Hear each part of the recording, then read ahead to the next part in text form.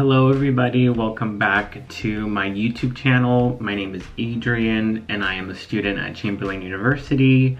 Thank you guys so much for coming back. In today's video, I'm going to be talking about mental health and evidence-based practice. These two classes I just finished with. So I really wanted to sit down and make this video for you guys before it's too late, before the session starts, you know, before time goes on, and before I start my next class, right? So I really wanted to sit down and make this video. I do want to make a disclaimer.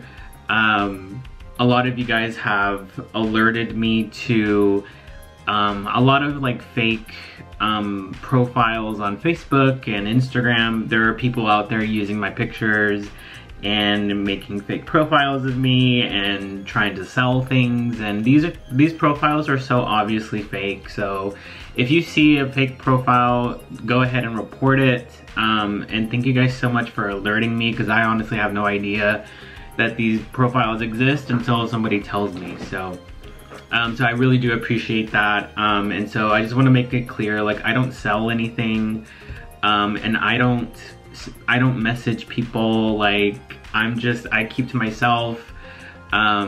It's really just my Instagram and my YouTube channel, and that's really it. I am on Facebook, but my Facebook is, you know, my Facebook is personal, so like, I don't post my content on my Facebook, so I just wanted to make that very clear. But like I said, thank you guys so much for, you know, letting me know and, you know, reporting these people. So yeah, you know, and I make a joke out of it. Like, at this point, it's just like everybody wants to be me, so I appreciate it. Like, in a certain way, in a certain sense, I take it as a compliment, you know. But yeah, whatever. But thank you guys so much.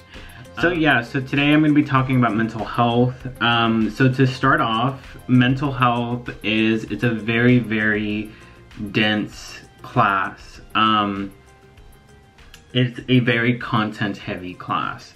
So in 8 or 7 weeks, you know, obviously it's an 8-week course, as all classes are in Chamberlain. And so in 7 weeks, there's a lot of content that needs to be covered. And so for me, this is a class that definitely does require studying and preparing and being organized. And especially taking it with another class like evidence-based, for example. Yeah, it's a lot of organization, a lot of planning, which is really, really helpful, okay? So there's a lot of information that you need to learn. There's a lot of stuff that you gotta go through. There are assignments that you do every week. These assignments, I think, are really important. You know, make sure that you do them and you do them well, because these assignments are a really good, like, cushion and like a boost for your grades. So make sure that gets done. And I really want to say, like, definitely do things early. Like, if you can knock things out early, you know, get them done, get it out of the way, the easier it'll be as you go through the week and you have your assignments and your classes. So yeah, so like for my class, mental health, we had lecture twice a week, and there were 3 hours each. And even with that, like, sometimes there were times where we still didn't get through everything. Even with 2 lectures, 2 3-hour lectures, we still didn't get through all the content for the week. Like, that's how dense it is. So one of the things that really helped me, and I'm really gonna show you guys, I'm actually gonna show you guys how I did it. There is a technique, or like a hack, like a study hack that I learned on TikTok, where you basically, you get your PowerPoint, you download it, and then you open it on Microsoft PowerPoint, and then you click on outline view, and then you basically copy all of the outline of the PowerPoints, and then you copy and you paste it on a blank Word document. And then you basically have kind of like a study guide from the PowerPoint. And then what I did was I literally just printed out, you know, those outlines, and I would, you know, take notes, and I would actually take notes with them on my computer. But I'm gonna show you guys what that looks like so you guys can do that. I started doing that, and then I started telling everybody about it.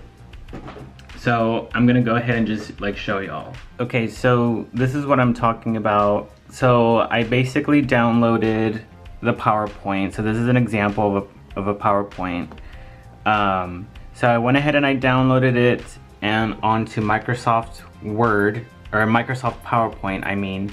And this, by the way, this is something that I feel I can only do on Microsoft PowerPoint rather than Google Slides. I don't really know too much about how to use Google Slides, but this really works well with Microsoft PowerPoint. And then I also went ahead and I opened a blank Word document, okay? So I'm gonna show you guys what that looks like. So you're gonna go on Microsoft PowerPoint, and then you're gonna click on View, and then you're gonna click on, if you can see that, Outline View. There we go. So basically it takes all of the words on the PowerPoint and it basically just makes it like all of this right here. And it just separates it all. You see that? So it just takes out. So all you have to do is just highlight, if you can. You're basically gonna highlight all of that. And you're gonna scroll, you're gonna keep going all the way down. And sometimes it takes a while, like if you have if there's a lot of PowerPoint slides, like it can take a while and it can be kind of tricky to do. It's a little bit tedious, but then again, it's really helpful. But like say for example, this is the whole slide. So then you're just gonna click on copy. And then I'm just gonna go to my blank Word document and I'm just gonna click paste. And just give it a second and then there you go. So this is kind of what it looks like. And so this is basically like the PowerPoints. And so when I'm sitting in class and the teacher's lecturing and she's saying really important things and she's talking about things that you need to know, like I'm over here like highlighting, for example, like you can highlight, you can change fonts, you can bold things, you can do whatever you want. If she said something really important, like what I'll do is like I'll like highlight this and I'll change the font to like a blue, you know, so that it kind of stands out, you know. So I'll just take notes while she's lecturing, and at the end what I'll do is I like to actually like print these out. And so I make sure that I organize, I make sure that I take note of what chapter it is. So I'll type chapter whatever. Like I don't even know what chapter this is necessarily. I don't remember, but let's see. Oh yeah, this is chapter 22. Okay, so this is chapter 22, so I'll write chapter 22, you know, at the very top so that I know. And so I can organize these notes by chapter, you know, and by subject. Like what is this about, right? And then once I'm done with the lecture, once I'm done with class, you know, I'll come home and I'll print out all of my notes and then I'll save it in a folder. So once it comes time to like study for exams or stuff, then I'll have notes from the PowerPoints.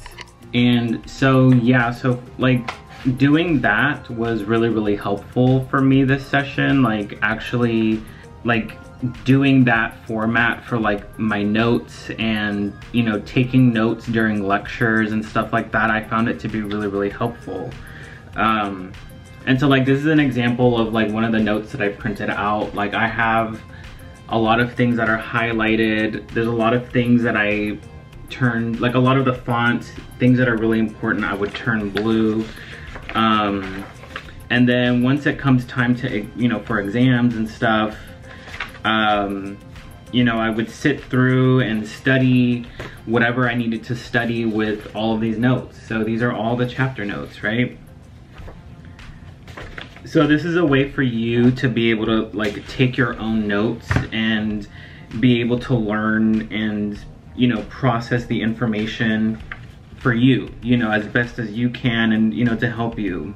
So like in this one, you can copy and paste like images and graphs from the PowerPoint to your notes as well.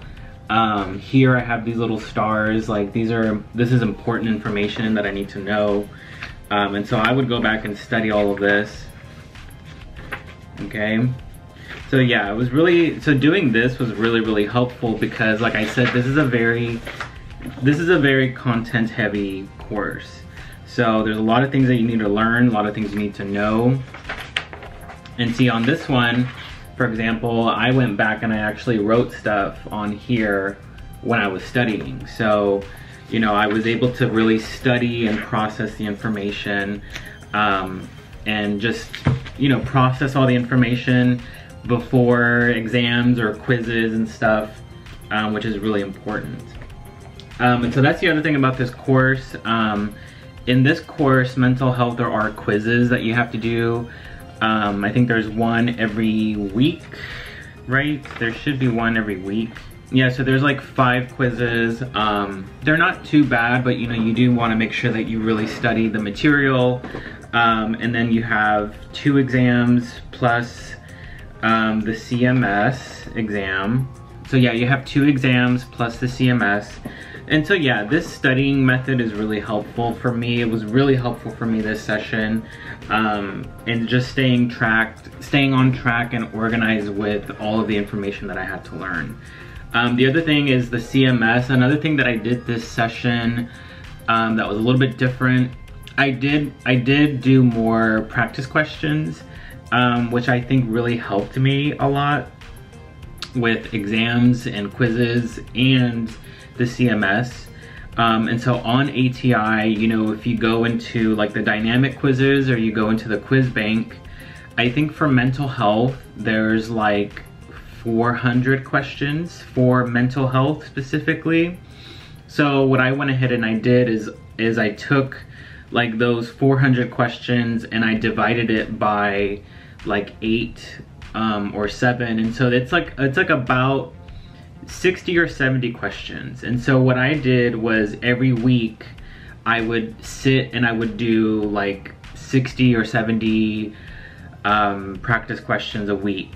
And so every week I was doing those practice questions and I was reading the rationales and learning and understanding, you know, the questions, okay? And so that really came in handy, you know, for quizzes and exams, and then for the CMS itself.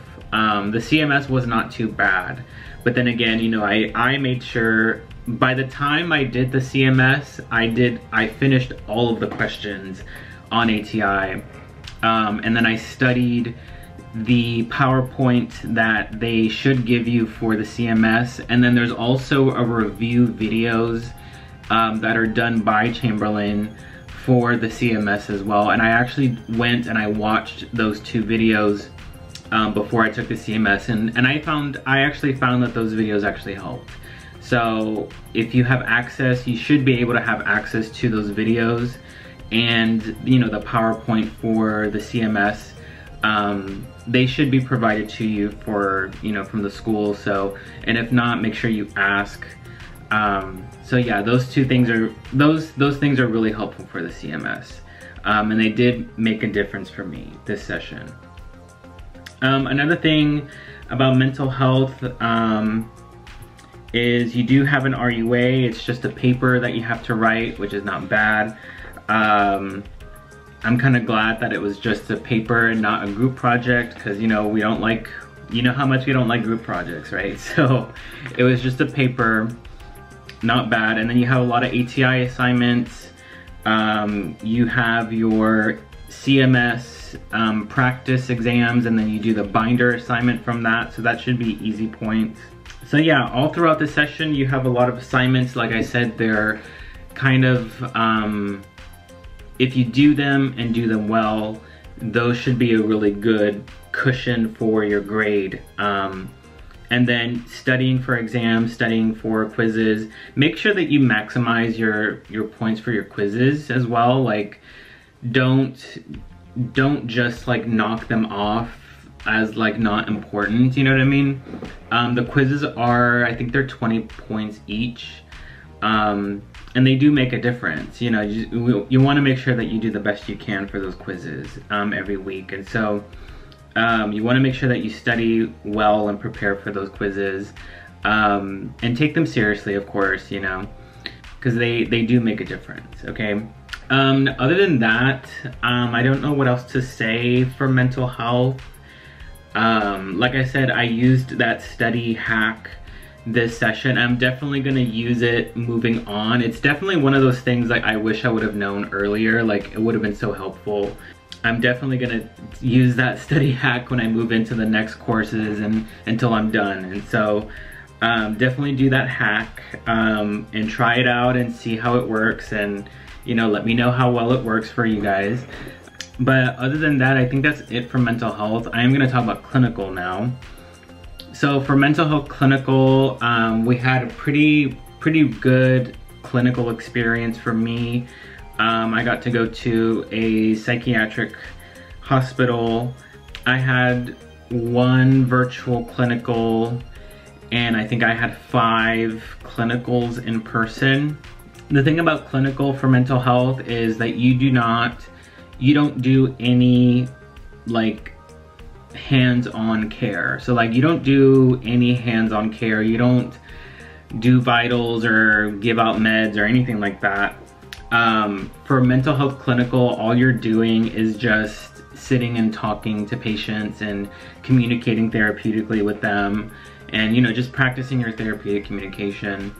And so there were clinicals where you know, we would go onto the unit, and then me and my classmates, there would always be like 4 of us at a time on a unit.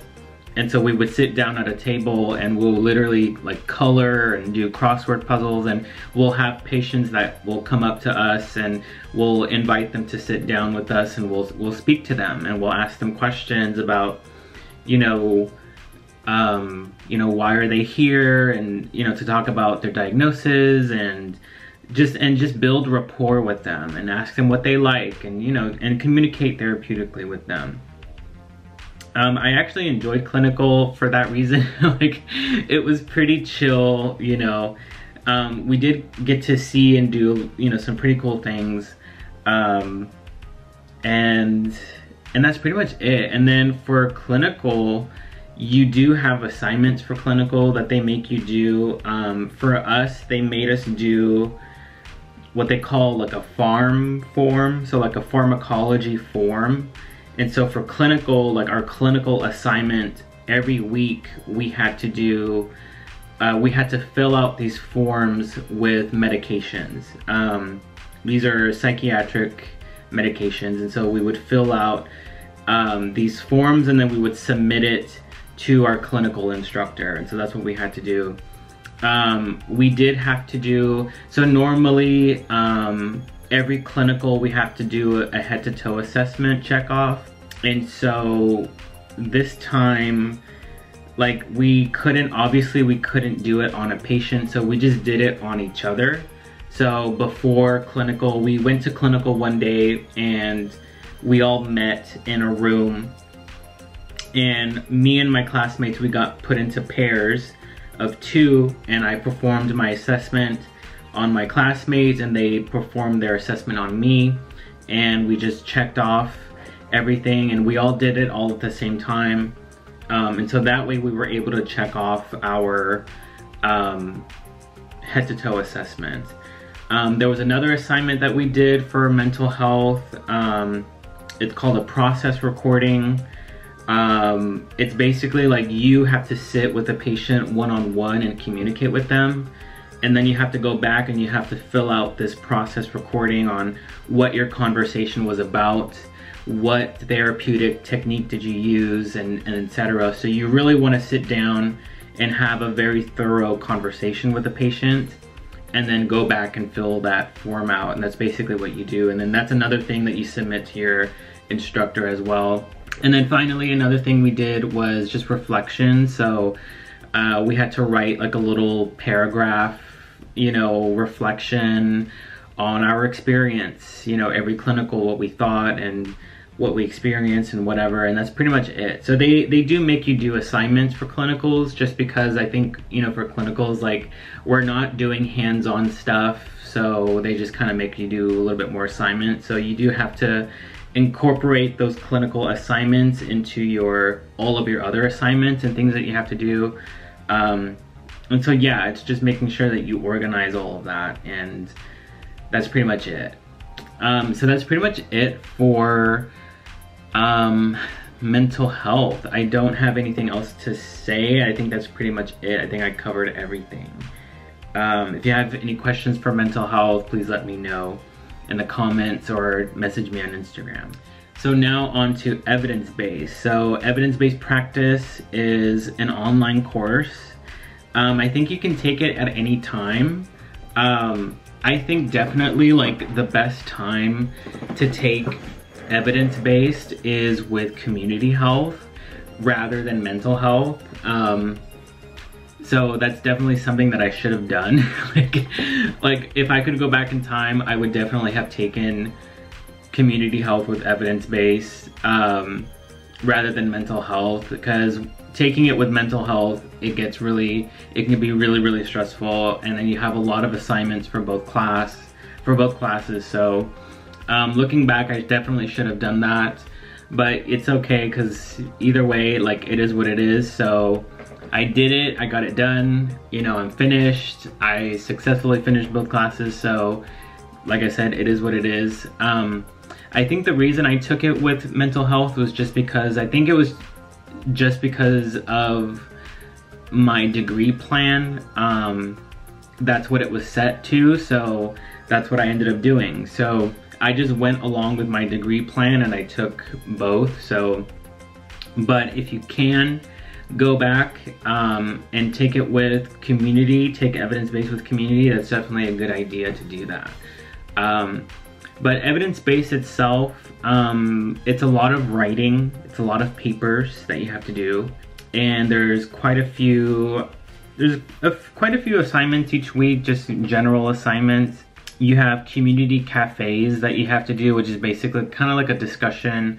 You have to do it every week by Wednesdays for attendance. But yeah, there are some assignments. There's basically the biggest assignment or group of assignments that you have to do for evidence-based are these RUAs. And like I said, these RUAs, there are a lot of writing, okay? And so there's one RUA that you have to do by itself. It has to do with nutrition. And then there's another RUA that you have to do that's basically, it's a group project, okay? And so starting in, like, you know, week 3, you have your first RUA. So the group project RUA, it's split into 3 assignments. The first 2 assignments are papers. And these first 2 assignments you do by yourself. So you get into a group, you have a group topic that you have. Mine was, it was adolescent suicide. So in week 3, we had our first RUA, and so I wrote my paper for week 3 pertaining to my topic and articles that I had to find for, you know, my topic, okay? And so then week 5, there was another paper that we had to do. Meanwhile, me and my group, we were all communicating with each other on what we were doing. You have to communicate with your group when it comes to your topic, because when you're writing these papers and doing these projects, you can't use the same sources. Okay, so you have to make sure that everybody's using different sources for these papers. So for week 3 and week 5, that's what we did. We wrote papers, and then in week 7, you have basically your group project where you do a PowerPoint presentation. And you basically, we went on Google Slides and we made our slides, and basically all of the information that we wrote about, in our first 2 papers, you just basically take that information, all your research and all that, and you basically just put it onto your slides, and that's all you have to do, okay? Now, for these projects, these are research projects, okay? So there is something called a PICOT question, P-I-C-O-T. It's basically an acronym for research. And so you have to have a question, and this question is basically what you use for your research. Now, for these group projects, everybody can have their own question, but what my group decided to do is we all decided to have the same question, just to make it easier for us in the end when we all come together to put our research together. Because we asked our professor, I was like, can we all just use the same question? Like, all of us in our group just use the one same question. And she said yes. So that's what we ended up doing. We just ended up using the same question for all of our RUAs, and then eventually for, you know, the final project. And so it made things a little bit easier for us to just come together and put all our things together for our final, you know, PowerPoint presentation. So so yeah, that's definitely something that you can do as well for that.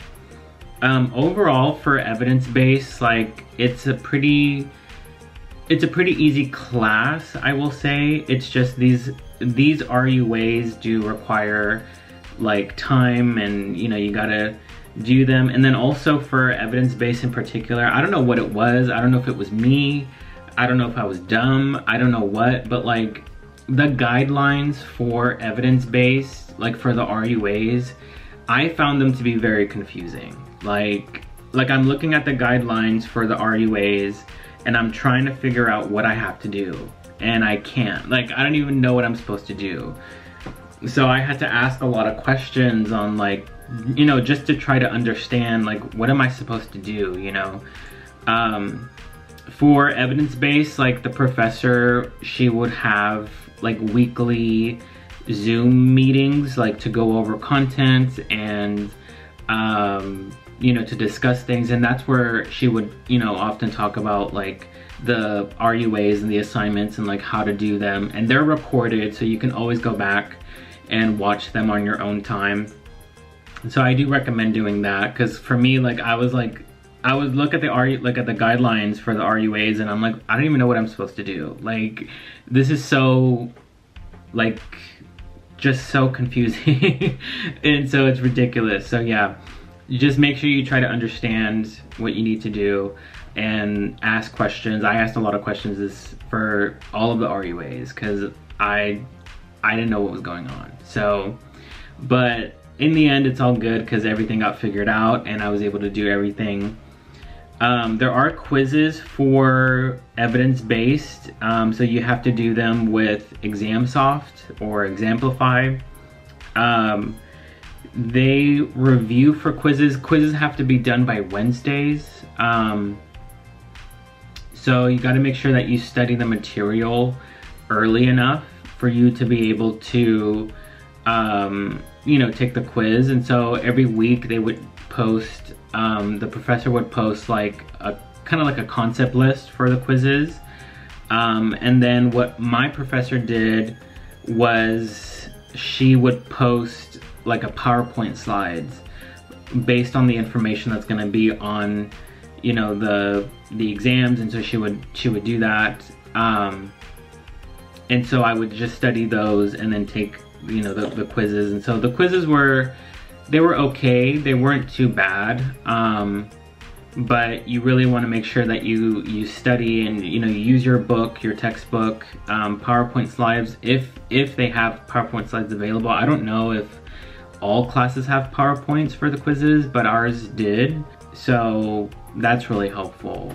So for evidence-based and mental health together, you know, both of these classes together, I really had to make sure to like stay as organized as possible. So every week I would write down everything that I had to do for both classes, and I would organize, and I would make sure like every day I would do something, and I would plan what I was gonna do every day. And so yeah, it was a very busy, very busy session. But I made it and I got it through it, as I always do. So if I can do it, you can do it. You just gotta stay organized and plan. You know, make sure you get everything done on time. You know, make time to do something every day. And then, you know, utilize the studying hack. For me, it was really helpful to, you know, to print out my notes, type my notes, print them out, study them for my quizzes and exams. And so that's pretty much it that I have to say for evidence-based and for mental health. And that's pretty much it. I don't know what else to say for both classes, but either way, thank you guys so much for coming back and watching my videos and supporting me, supporting my content. Thank you guys so much for, you know, just standing by me and supporting me all this time. And thank you guys so much for coming back. Thank you guys so much for watching. Thank you guys for liking and subscribing. If you guys have any questions, feel free to ask me on, you know, Instagram, or send me an email. Make sure you introduce yourself and let me know who you are and if you have a question. And the reason I say that is because, like, sometimes I get messages on Instagram and then it's like, it'll be like spam, you know? So make sure if you guys are gonna ask me questions, just ask, you know, introduce yourself and just ask, you know, me whatever you want, and I'll try to help you guys as best as I can. So, but other than that, thank you guys so much for coming back. Thank you guys so much for watching, and I will see you guys next time.